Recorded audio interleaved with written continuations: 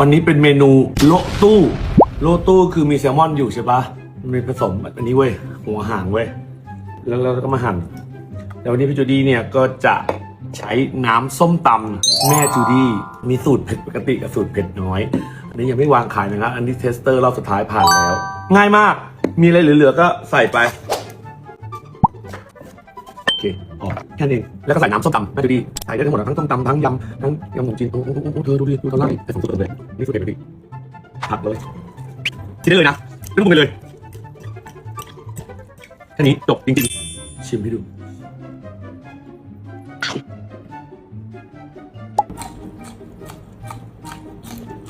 น้ำส้มตำปรุงสำเร็จ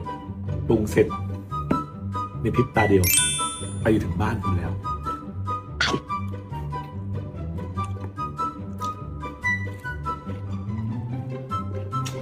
โอเคค่ะ